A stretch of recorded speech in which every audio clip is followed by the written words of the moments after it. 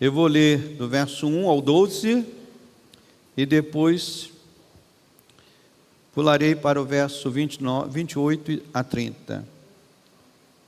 Êxodo 6 diz assim: Disse o Senhor a Moisés: Agora verás o que hei de fazer a Faraó, pois por mão poderosa os deixará ir, e por mão poderosa os lançará fora da sua terra. Falou mais Deus a Moisés e lhe disse: Eu sou o Senhor. Apareci a Abraão, a Isaque e a Jacó como Deus Todo-Poderoso, mas pelo meu nome, o Senhor, não lhes fui conhecido. Também estabeleci a minha aliança com eles, para dar-lhes a terra de Canaã, a terra em que habitaram como peregrinos. Ainda ouvi os gemidos dos filhos de Israel, os quais os egípcios escravizam, e me lembrei da minha aliança. Portanto, dize aos filhos de Israel: Eu sou o Senhor, e vos tirarei de debaixo das cargas do Egito, e vos livrarei da servidão, e vos resgatarei com o braço estendido e com grandes manifestações de julgamento. Tomar-vos-ei por meu povo e serei vosso Deus, e sabereis que eu sou o Senhor, vosso Deus, que vos tiro de debaixo das cargas do Egito, e vos levarei à terra a qual jurei dar a Abraão, a Isaque e a Jacó, e vô-la darei como possessão. Eu sou o Senhor. Desse modo falou Moisés aos filhos de Israel, mas eles não atenderam a Moisés, por causa da ânsia de espírito e da dura escravidão. Falou mais o Senhor a Moisés, dizendo: Vai ter com Faraó, rei do Egito, e fala-lhe que deixe sair de sua terra os filhos de Israel. Moisés, porém, respondeu ao Senhor, dizendo: Eis que os filhos de Israel não me têm ouvido, como, pois, me ouvirá Faraó? E eu não sei falar bem. Não obstante, falou o Senhor a Moisés e a Arão, e lhes deu mandamento para os filhos de Israel e para Faraó, rei do Egito, a fim de que tirassem os filhos de Israel da terra do Egito. Verso 28. No dia em que o Senhor falou a Moisés na terra do Egito, disse o Senhor a Moisés: Eu sou o Senhor.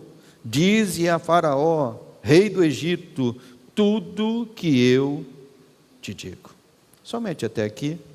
Senhor nosso Deus e nosso Pai amado, que o Senhor Deus nos conceda graça, ó Deus, graça a mim para ministrar a Tua palavra com sabedoria, com unção, ó Deus, vinda do alto, e também graça ao Teu povo, Senhor, para terem ouvidos atentos, ó Deus, terem corações abertos, para que a Tua palavra possa entrar e produzir frutos para a glória do Senhor. Nós te pedimos isso em Cristo. Amém e amém. Os irmãos podem assentar. Eu não sei quantos irmãos aqui assistiram um determinado filme, um filme que tem o subtítulo, eu acho que é esse o título, 10 mil anos antes de Cristo. Quem já assistiu esse filme, né? 10 mil anos antes de Cristo. Eu assisti esse filme apenas uma vez, e na verdade assisti ele numa sala de aula. Foi uma professora da graduação que trouxe esse filme. Eu não me lembro muito bem de todo o filme, né? Não me lembro muito bem, mas o pouco que eu me lembro daquele filme, e que ficou gravado na minha memória, foi o conceito que o filme queria passar, né? A instrução que o filme queria mostrar, de como nos tempos bem antigos, mas bem antigos, os reis, os imperadores e os faraós eram considerados como divindades, eram considerados como deuses habitando a terra, como deuses em carne e osso, né?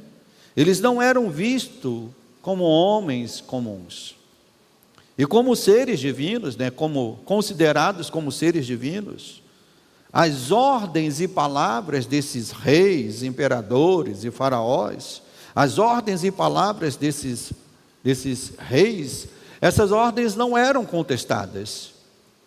Eram ordens que, quando dadas, deveriam ser obedecidas. As palavras desses reis, imperadores e faraós, essas palavras se tornavam ações, deveriam ser executadas, né? Quando um imperador romano dizia, esse homem tem que morrer, não havia discussão sobre isso. A própria palavra era uma palavra de ação, era uma ação que deveria ser executada, né? E eu me lembro até do termo que a professora usou para poder falar isso, sobre a palavra efetiva, a palavra realizada, a palavra que é executada. E de certa maneira, meus irmãos, ainda que esta visão não seja uma visão mais tão corrente nos nossos dias, nós podemos ver na linguagem que nós usamos, na linguagem que é usada no mundo, né? Nós podemos ver uma reminiscência deste tempo e desta ideia, pois pessoas que se destacam em alguma coisa que fazem, elas são chamadas, né, por esse título de rei ou rainha, não é isso? Como é que nós conhecíamos o grande jogador de futebol do Brasil chamado Pelé? Ele era chamado de o rei do futebol. Uma pessoa que se destaque no basquete, né? Tivemos uma grande jogadora no basquete, era chamada de a rainha do basquete, né? Então o rei, a rainha, o rei do rádio. Então essa linguagem, ela vem desse tempo, em que uma pessoa que se destaque ou que se torne grande naquilo que faz, essa pessoa é chamada por esses títulos. Outro dia eu assisti uma reportagem que mostrava como que um jogador de futebol argentino, já falecido, né? Então aí os irmãos quem conhece de futebol já sabe quem o pastor está falando, né? Um jogador de futebol argentino já falecido, esse jogador ele é reverenciado na cidade de Nápoles, na Itália, porque na época que jogou lá, ele trouxe alguns títulos para aquele time, para aquela cidade. E a reverência dele é tão grande, a reverência a ele é tão grande, que chega a ser uma reverência dada até mesmo a um Deus, né? Então nós vemos que, embora esse tempo seja um tempo distante, nós vemos que ainda a linguagem, as ações ainda influenciam no nosso dia a dia. E a pergunta que nós fazemos é: de onde vem essa necessidade de divinizar o humano? De onde vem essa necessidade, né, de divinizar o humano, de imortalizar o mortal, de cultuar os astros e os objetos da criação como deuses? De onde vem isso? Por que os homens tendem a isso, né, a querer divinizar uns aos outros, ou divinizar astros, ou cultuar o sol, ou cultuar a estrela? E as respostas a essas perguntas e outras perguntas semelhantes, elas podem ser encontradas quando nós estudamos algumas matérias, especialmente no campo da teologia, quando nós estudamos a disciplina chamada cosmovisão. Quem já estudou já teve algum estudo sobre cosmovisão, sabe que essas são perguntas que são respondidas quando nós estudamos cosmovisão. Ou quem já estudou no campo da filosofia, quem já estudou matérias como cosmologia ou ontologia, né? Que são matérias da filosofia que também tratam disso, dos chamados primeiros princípios, da origem de todas as coisas. Então, seja de uma maneira consciente ou inconsciente, irmãos, todo ser humano, ele tem uma cosmovisão ou uma teoria da realidade que nos cerca. E todos nós vivemos de acordo com ela, de maneira consciente ou de maneira inconsciente. Todo mundo tem uma cosmovisão para se viver neste mundo. Ninguém vive neste mundo sem uma cosmovisão que lhe possa guiar neste mundo. Em seu livro, um livro chamado Dando Nome ao Elefante, o estudioso James Sire escreveu o seguinte, abre aspas: cosmovisão é um conjunto de pressuposições, ou seja, suposições que podem ser verdadeiras, parcialmente verdadeiras ou totalmente falsas. Um conjunto de pressuposições que sustentamos, e aí ele diz, de maneira consciente ou subconscientemente, de maneira consistente ou inconsistentemente, que nós sustentamos sobre a constituição básica deste mundo. E entre essas pressuposições mais básicas que o homem tem que responder e tem que ter, tem a seguinte pressuposição: existe ou não um Deus criador de todas as coisas? Essa é uma pergunta que todo mundo tem uma resposta dentro de si. E essa resposta pode ser uma resposta que a pessoa externa ou não. Por exemplo, nós cristãos, como é que nós respondemos a esta pergunta? Existe um Deus criador de todas as coisas? Sim. Mas se você passar daquela porta e começar a fazer essa pergunta, as pessoas vão responder de maneiras diferentes. Uns vão dizer sim, concordando com a gente. Outros vão dizer não sei. Ou vão até dizer assim, isso não me importa. E esses são chamados aqueles que não querem saber de Deus. Tem dois termos, ateus, e o outro termo é os agnósticos. Os agnósticos, Os agnósticos que dizem assim, eu não quero saber de Deus, isso não me importa. E tem os ateus que dizem assim, Deus não existe. Então, todo mundo tem uma resposta para essa pergunta. Que pergunta, pastor? Existe ou não um Deus criador de todas as coisas? Ainda que muitos tentem responder a essa pergunta, ainda que muitos tentem não responder a essa pergunta, na verdade, meus irmãos, ela é uma pergunta inescapável.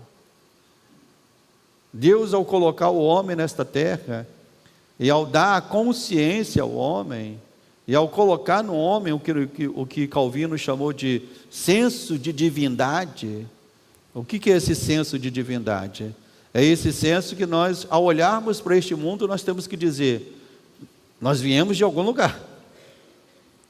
Ao olhar para este mundo, nós temos que dizer, esse mundo foi criado por alguém. E alguns estudiosos usam o seguinte exemplo. Deixa aqui até usar um exemplo bem comum do dia a dia, As irmãs que são casadas aqui, imagine que vocês saíram e conscientemente vocês sabem que deixaram a casa desarrumada. Aí vocês saíram, voltaram, encontraram a casa arrumada. Qual vai ser a dedução que vocês vão fazer? Meu marido, houve um despertamento nele.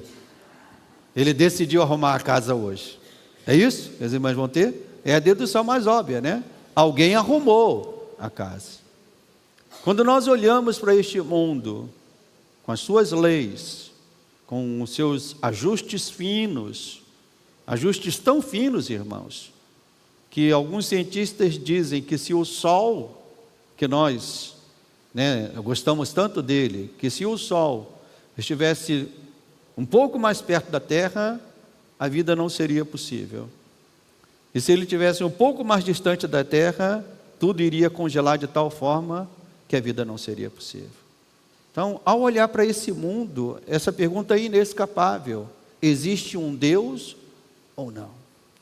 É inescapável.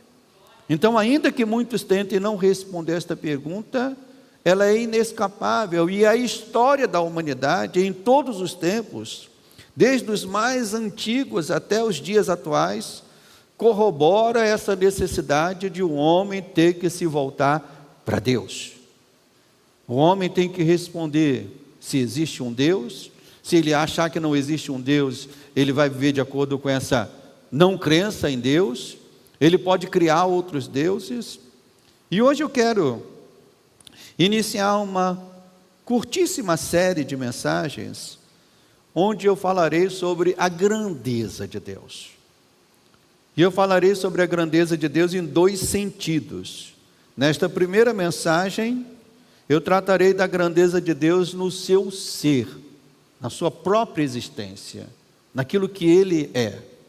E na segunda mensagem, eu falarei sobre a grandeza de Deus nos seus feitos, nas suas obras, naquilo que Ele realiza. E esse texto aqui, esse texto de base, nos ajudará a compreender a grandeza de Deus no seu ser. Mas primeiro, nós precisamos fazer uma imersão histórica e contextual no mundo egípcio na época de Moisés. Quem já viu algum programa falando sobre o mundo egípcio antigo? Quem já viu esses programas? Quem já viu como era a sociedade egípcia na época, na época antiga? Então nós precisamos fazer aqui uma imersão, mergulhar na história e no contexto em que esse texto foi tratado. Na ocasião do texto, meus irmãos, a cosmovisão que dominava o povo egípcio era que o mundo e a natureza eram governados pelos deuses. A sociedade egípcia na época de Moisés, ela tinha deuses para dar e vender. Eram deuses para tudo. E esses deuses recebiam a importância regional, como se tratando hoje como se fosse um deus, e olha como que as coisas ainda são parecidas. O padroeiro, os irmãos já conhecem esse termo? Conhece esse termo, irmãos? O padroeiro da cidade tal, o padroeiro da cidade Y, o padroeiro da cidade Z. Irmãos, é para os irmãos entenderem que a questão religiosa é uma questão que domina o mundo. Ainda que de uma maneira consciente ou inconsciente, o mundo, como diz alguns estudiosos, o homem é um ser religioso. O homem foi criado para buscar a Deus. E não buscando Deus, ele vai ter que colocar alguma outra coisa no lugar desse Deus. Então, na época de Moisés no Egito, havia os deuses regionais que dominavam em determinadas cidades, e alguns desses deuses ganhavam destaque ao ponto de serem cultuados a nível quase que nacional. Entre esses deuses mais importantes do Egito estavam o deus Horus, eu creio que a expressão é essa. Era um deus na forma de falcão. Então quem já viu desenhos egípcios, tem lá um homem com cabeça de falcão, ele era o deus Horus. O deus Sol, que era também chamado de Ré, e o deus Amon, que em certo momento foi chamado de o deus dos deuses do Egito. E o trono egípcio era ocupado por um faraó, e era, de certa maneira, a forma da presença da divindade entre esses homens, de tal forma que a palavra de um faraó era uma palavra incontestável. Então eu quero que os irmãos, dentro desse contexto que o pastor está mostrando aqui, entenda qual era o desafio de Moisés. Amém, meus irmãos? O desafio de Moisés era esse, era dentro de um mundo dominado por uma cosmovisão de culto a tantos deuses, de culto ao faraó, de ver naquele homem uma certa divindade. O desafio que Deus dá a Moisés era um desafio de trazer uma nova cosmovisão, uma cosmovisão diferente. E alguém poderia pensar então, mas pastor, então me parece que essa época que Deus usou foi uma época ou um lugar inadequado para Deus revelar a Moisés e a Israel. Que época mais inadequada, pastor? Todo mundo cultuava deuses, todo mundo cultuava Faraó como o seu Deus. Então, isso não seria uma época inadequada para isso? No entanto, irmãos, nós podemos e devemos pensar que Deus realmente queria aquele momento. Amém, meus irmãos?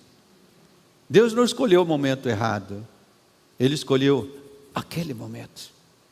Ele escolheu aquele lugar. Ele escolheu aquela situação para que Ele pudesse se revelar em todo o seu ser. Para que Ele pudesse se revelar a Moisés e a Israel como o Deus que estaria sustentando aquele povo.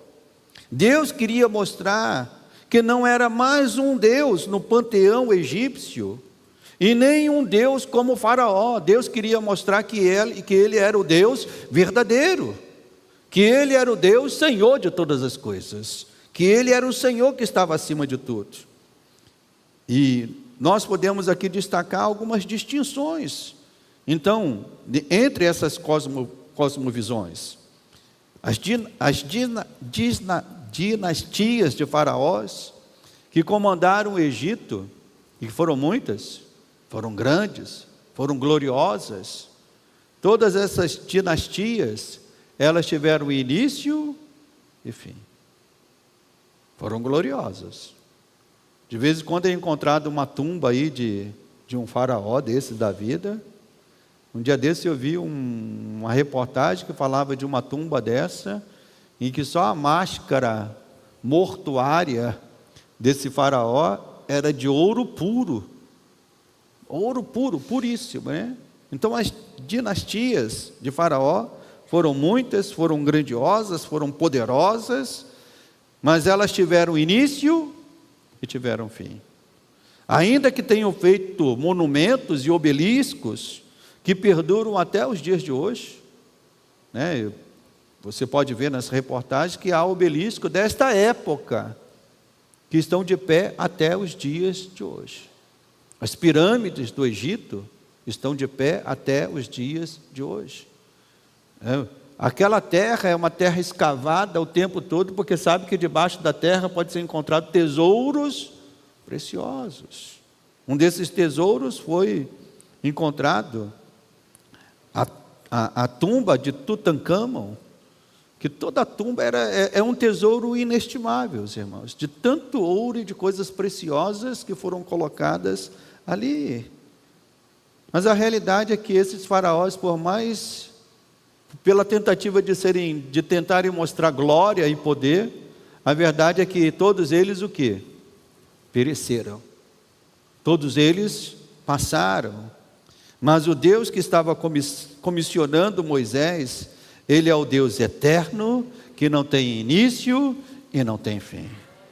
Ele permanece para sempre. Ainda que Faraó tivesse o seu poder, né, grandioso, e como eu falei, se ele desse uma ordem dizendo, olha, tem que matar todas as crianças eram mortas. Se ele dissesse, olha, temos que matar todos os homens eram mortos. Ainda que o seu poder era grande, a verdade é que o seu poder era limitado entre os povos que ele dominava. Mas Deus queria mostrar a Moisés e mostrar ao povo de Israel e até mesmo ao Egito, que ninguém tem o poder que ele tem. O seu poder é infinito. O seu poder é sobre todas as coisas. Por isso que no pronunciamento que Deus se apresenta a Moisés, deixa aí a Bíblia aberta, você vai ver diversas vezes essa expressão Deus falando, né? No verso 2, Deus fala: falou mais Deus a Moisés e lhe disse o que, meus irmãos? Eu sou o Senhor. Verso 6, portanto dize aos filhos de Israel, diz o que, igreja? Pode dizer, eu sou o Senhor. E no verso 29, disse o Senhor a Moisés, disse o que, igreja? Eu sou o Senhor. Dize a Faraó, rei do Egito, tudo o que eu te digo. Então aqui nós vemos que aqui estava acontecendo um duelo de cosmovisões. A cosmovisão que prevalecia no Egito era: ninguém pode falar a Faraó qualquer coisa que seja. Ninguém pode dar ordem a Faraó sobre qualquer coisa que seja. Ele estava se apresentando um Deus a Moisés e dizendo: vai e dize a Faraó, manda isso, ordena isso. Moisés conhecia bem o Egito, pois fora criado no centro do seu poder. Moisés não era uma pessoa que desconhecia o Egito, pelo contrário, todos nós sabemos que ele foi criado aonde, meus irmãos? Ele foi criado no Egito, e não só no Egito, ele foi criado no palácio de Faraó. Ele foi criado no centro, de poder que dominava o Egito. Então ele conhecia bem o Egito. Ele conhecia bem como funcionava o Egito. Ele conhecia bem a cosmovisão que dominava o Egito. O povo de Israel também conhecia bem a cosmovisão que dominava o Egito, pois toda aquela geração a quem Moisés tinha que falar, a Bíblia diz que era uma geração nova. Jacó, quando foi para o Egito, junto com seus filhos, aquela geração passou e nasceu uma nova geração. Nasceu um novo faraó, e que a Bíblia diz que não se importou com Israel. Mas aquela geração conhecia bem também o Egito, e conheciam a Deus apenas das histórias dos seus antepassados. Não tinham uma experiência real com Deus. Na verdade, a experiência que eles tinham com Deus não era uma experiência boa. Vamos entender isso mais uma vez. A experiência que o povo de Israel, na época que Moisés teve que falar a Faraó, não era uma experiência boa. Por que não era uma experiência boa?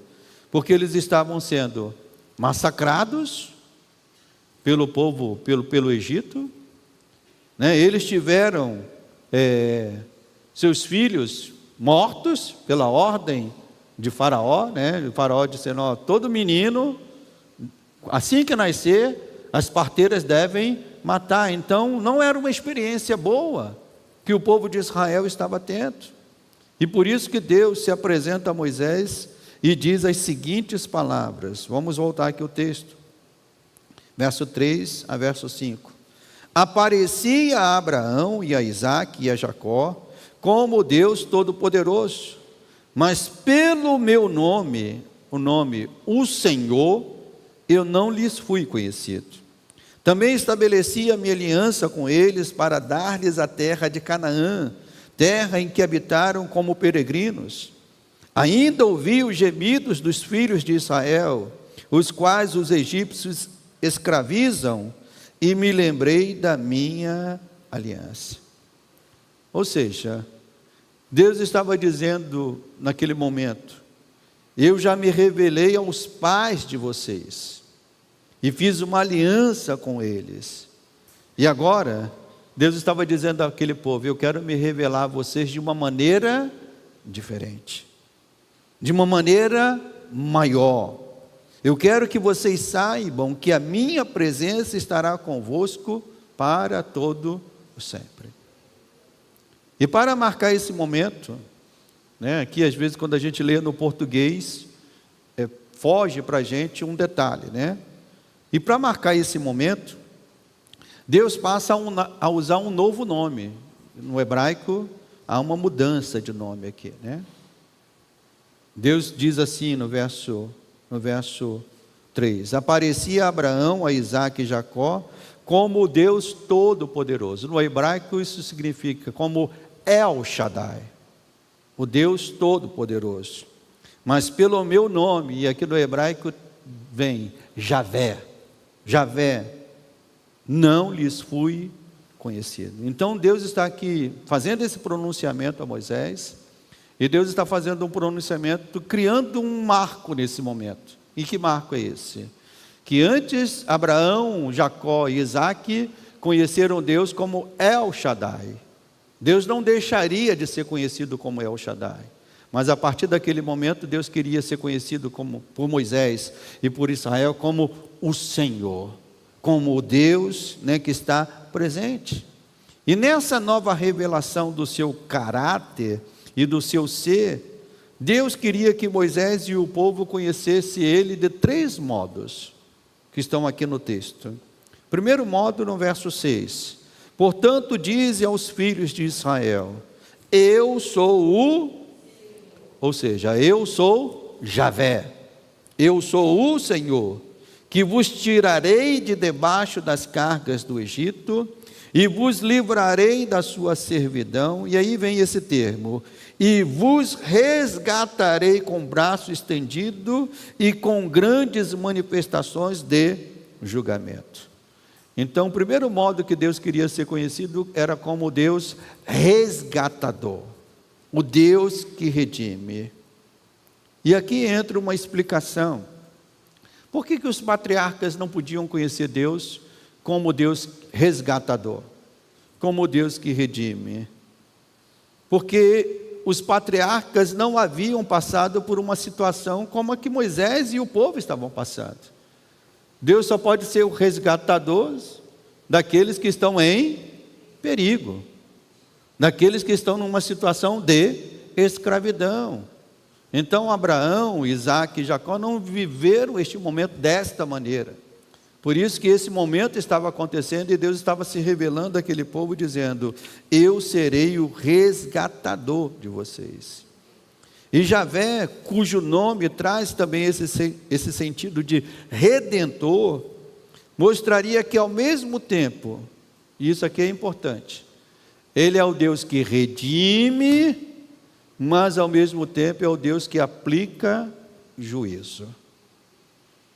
Ao seu povo, Deus é redentor, mas aos opressores do seu povo, Deus é justo juiz. E é isso que Deus está anunciando aqui no verso 6. Olha, eu vos resgatarei com braço estendido, mas ele também diz, mas com grandes manifestações de quê? De julgamento. Julgamento sobre o seu povo? Sim ou não, meus irmãos? Não.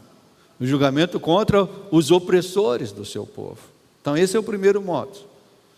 Seguindo no texto, Deus também diz que adotaria aquele povo como seu. Isso está no verso 7. Tomar-vos-ei por meu povo, e serei o que, meus irmãos? O vosso Deus. E sabereis o que? Que eu sou o Senhor vosso Deus, que vos tiro de debaixo das cargas do Egito. Interessante, irmãos, que na cosmovisão egípcia, era o povo que escolhia o seu Deus. Então, se alguém vivia numa determinada cidade, e aquele Deus era o Deus cultuado naquela cidade, o povo adotava aquele Deus. Mas aqui no texto bíblico é interessante vermos que é Deus que escolhe o seu povo. É Deus que diz assim, diz aqui no verso 7, tomar-vos-ei por meu povo. É Deus que escolhe o seu povo. E aqui vemos a diferença, irmãos. E aqui também Deus queria mostrar para Moisés e para o povo a diferença entre ele e os deuses do Egito. E que diferença era essa, pastor?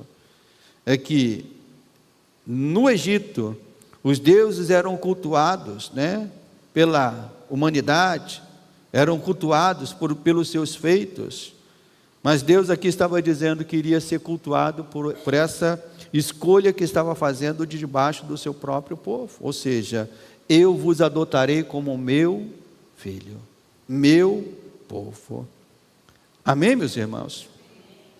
E na cosmovisão que prevalecia no Egito na época de Moisés, dependendo do faraó que assumia um reino, um Deus ganhava um determinado destaque, como eu disse, Imagine que dentro de uma cidade houvesse aquele padroeiro, ou aquele Deus, e alguém daquela cidade chegasse ao ponto de ser alguém de importância. Ele levava aquele Deus para ser cultuado pelo máximo de pessoa. Mas entendendo que sendo escolhidos e adotados por Deus, irmãos, aquele povo tinha a garantia de que Deus não trocaria esse povo por um outro povo. Ou seja, no Egito, o povo podia trocar dos seus deuses. Mas quando é Deus que escolhe, a pergunta é, Deus, será que Deus vai trocar de povo? Deus vai trocar de povo, igreja? Não. Então Deus, ao escolher Israel, estava dizendo, eu vou escolher vocês para sempre.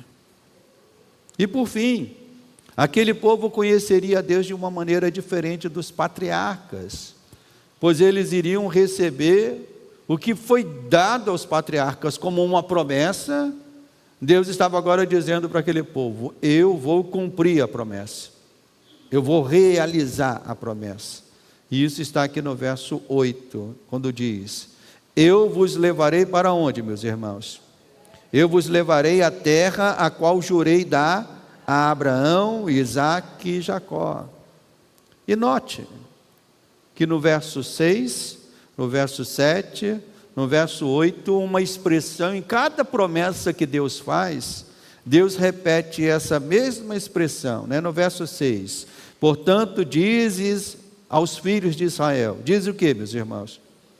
Pode falar bem alto. Eu sou o Senhor. No verso 7, tomar-vos-ei por meu povo e serei vosso Deus, e sabereis que eu, o quê? Sou o Senhor. E no verso 8, eu vos levarei à terra a qual jurei dar a Abraão, Isaque e Jacó, e vou-la darei como possessão, e diz o quê? Eu sou o Senhor. Deus está ali, como que gravando isso na mente do seu povo. Era um povo que precisava crer nisso, confiar nisso, abraçar isso, viver isso. Mas aquelas palavras foram bem recebidas pelo povo? Sim ou não, meus irmãos? O que diz o verso 9 aí? Desse modo falou Moisés aos filhos de Israel, mas eles atenderam a Moisés. O que diz a Bíblia? Eles não atenderam a Moisés, e a razão foi por conta da ânsia de espírito e da dura escravidão. Aquele povo não se animou com essas promessas. Eles estavam com o espírito ansioso. E a verdade é, irmãos, que quando nós estamos sofrendo, nosso espírito se torna ansioso. Ansioso para querer sair daquela situação, sair daquele sofrimento. E como diz o próprio texto, o povo estava sofrendo, o povo estava gemendo. O próprio verso 5 diz assim, que Deus disse, ainda ouvi o gemido dos filhos de Israel, os quais os egípcios, e aí o verbo vem no presente, os egípcios escravizam. Ou seja, o povo estava sofrendo, o povo estava gemendo, gemido pelos filhos que foram mortos sob a ordem de Faraó de matar todas as crianças do sexo masculino, sofrendo pela imposição de um trabalho forçado e pesado, a dura escravidão que aquele povo vivia, fizeram aquele povo desacreditar de Deus. Como que dizendo, onde está o Deus de Abraão? Onde está o Deus de Isaque? Onde está o Deus de Jacó? Eles estavam desacreditados de Deus, e a promessa de uma revelação nova não trazia ânimo a eles. Infelizmente, meus irmãos, ainda hoje, é assim que muitos se relacionam com a palavra de Deus. Nós estamos vendo isso aqui no texto, mas não pense que isso é só algo da época de Moisés. Infelizmente, isso ainda é algo corrente nos dias de hoje, onde muitos se relacionam com a palavra de Deus, não dando crédito às promessas de Deus em suas vidas, porque estão presos por demais nas suas dores, nos seus sofrimentos. Moisés também não deu tanto crédito, Moisés, os irmãos têm que entender isso. Falar com o Faraó não era algo fácil não, irmãos. E por isso que Moisés tentou o quê? Escapar, dizendo, Senhor, eu não tenho capacidade de falar. Na verdade, Moisés estava com medo de falar. Porque, como eu disse, o faraó tinha toda a autoridade para dizer: mata esse homem. Mas ele não sabia que acima de Moisés tinha um que tinha mais autoridade do que ele, para dizer: não, eu vou guardar esse homem, eu vou sustentar esse homem, eu vou fazer maravilhas através deste homem. Moisés não deu tanto crédito, mas decidiu acatar a palavra de Deus, e mesmo com alguma relutância, levar adiante a ordem do Senhor. Então, quem sabe você esteja aqui nesta manhã também, ao ouvir essa palavra, ao ver essa história, você possa também perceber, né, que você talvez esteja vivendo essa mesma realidade, duvidando que Deus possa mudar determinada situação em sua vida, de uma situação que você esteja passando. Mas devemos nos lembrar, meus irmãos, foi Deus que escolheu Moisés e Israel. E Deus, quando escolheu com um propósito bem definido, para mostrar a sua grandeza, para mostrar o seu poder. Da mesma forma, meus irmãos, Deus escolheu cada um de nós que estamos aqui. E não com um propósito diferente. Deus escolheu cada um de nós que estamos aqui com o mesmo propósito: mostrar a grandeza dele através da nossa vida, através do nosso testemunho, através de cada situação que nós vivemos, para que no final o seu nome seja glorificado em nossas vidas e através das nossas vidas neste mundo que é um mundo semelhante ao Egito nos dias de Moisés. E um pouco mais adiante, aqui no finalzinho do capítulo 6, Deus repete as mesmas palavras no dia em que o Senhor, verso 28, no dia em que o Senhor falou a Moisés na terra do Egito, disse o Senhor a Moisés, disse o que, igreja? Eu sou o Senhor. Dize a Faraó, rei do Egito, tudo que eu te digo. E Deus quer isso também de cada um de nós, que nós possamos não dizer que Ele é o Senhor só neste lugar, mas devemos dizer que Ele é o Senhor também nesse Egito, também diante dos faraós que estão neste mundo, diante das autoridades que estão neste mundo. A igreja tem que sair por este mundo e dizer: nós servimos ao Senhor. E o enredo desse texto que nós estudamos nesta manhã nos fala de um momento revelacional de Deus ao seu povo, né? Então nós temos que entender que era um estágio que Deus estava estabelecendo. O estágio com os patriarcas, Deus havia se revelado de uma maneira, mas a partir de Moisés em diante, Deus estava se revelando num novo estágio. Mas devemos entender, irmãos, que essa revelação de Deus não foi uma revelação última e definitiva. No futuro, Ele sim iria se revelar de uma forma maior e definitiva, não por meio de vocábulos proferidos, mas a Bíblia diz que se fazendo carne e sangue e habitando entre nós. Então a grande revelação de Deus, ainda que tenha sido grande na época de Moisés, a grande revelação de Deus e definitiva revelação de Deus foi quando Ele veio habitar entre nós. Seu novo nome havia sido anunciado pelos profetas. Isaías disse que Ele seria chamado de o Deus Emanuel, o Deus que estaria habitando entre nós. E no Evangelho nós vemos a repetição do que aconteceu no encontro de Javé com Moisés. Deus falou para Moisés: eu sou Javé, eu sou o Senhor. Mas no Evangelho nós vemos a repetição disso.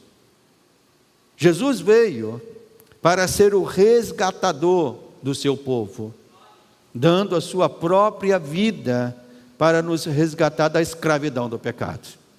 Então, se Deus foi como Javé para resgatar Israel da escravidão do Egito, nesta revelação maior e definitiva, Deus veio em Jesus para nos resgatar da escravidão do pecado. Já não há mais condenação sobre nós que estamos em Cristo Jesus. Ele também nos adotou para sermos dele. A própria declaração que Javé fez para Moisés, dizendo: eu vos escolhi para que vocês sejam o meu povo, sejam meus filhos.